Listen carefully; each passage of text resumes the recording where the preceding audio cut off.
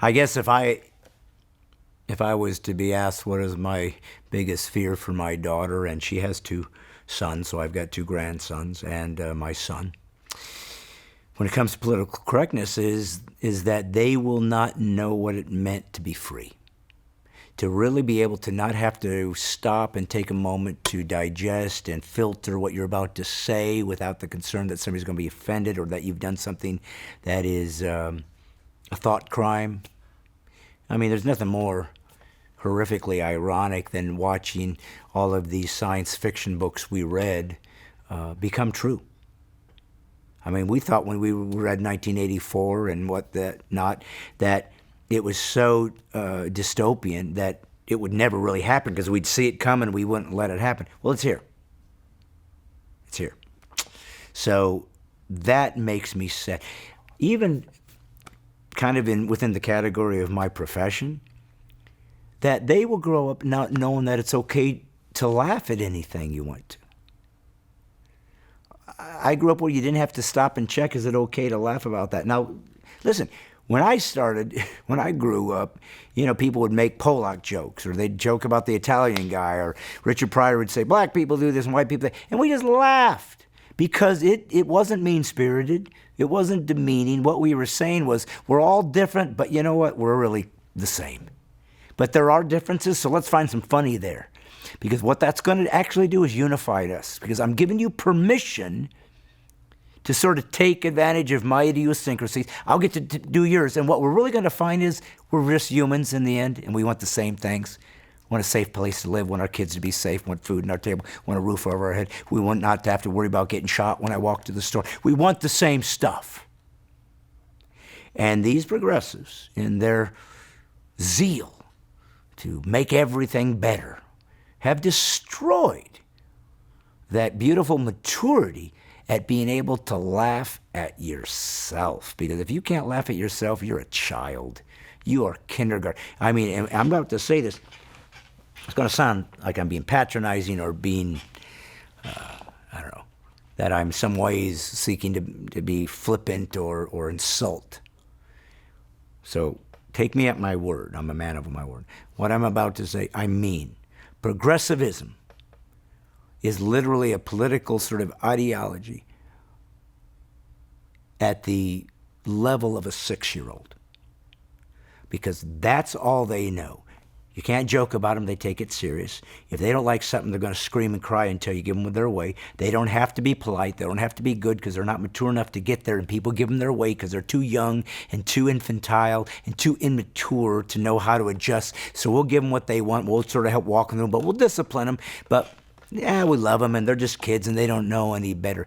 That is the mindset of adults who buy into the progressive worldview.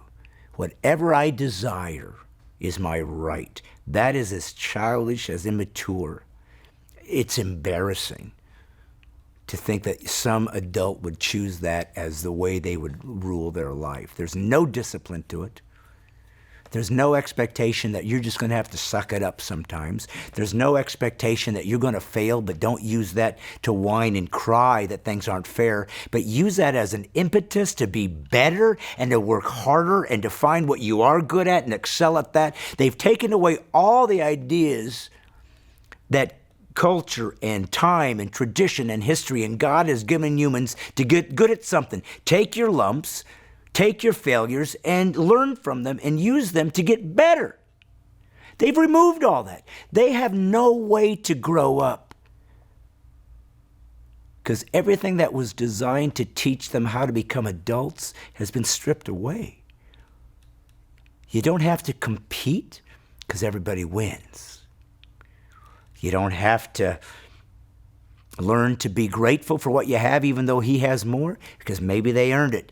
You don't have to look at things and say, that was unfair, because sometimes it is, and say, well, I can whine about it and cry about it and be upset about it. Or I can just move on and grow and still be grateful that I still live in a free country. There's so much that is offered to the human journey.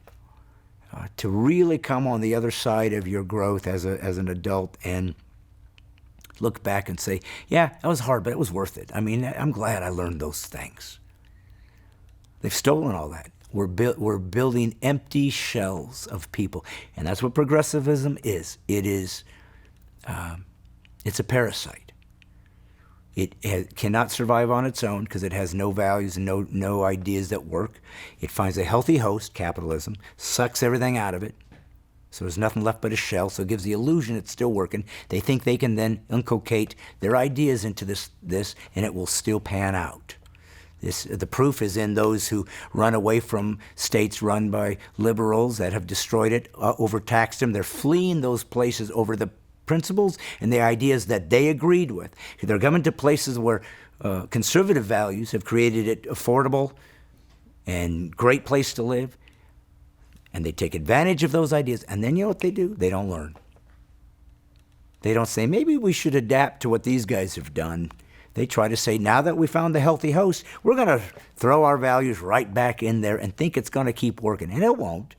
And then they'll go find the next conservative-run idea that does work and go destroy that. It's just parasitical. If you are progressive, I'm sure you mean well, because you've been taught that it really means because you care about people. But you don't. You leave destruction and needles and homeless everywhere you go because it doesn't. Socialism is cancer, and it doesn't work. And you can't learn from history, so you're going to repeat it.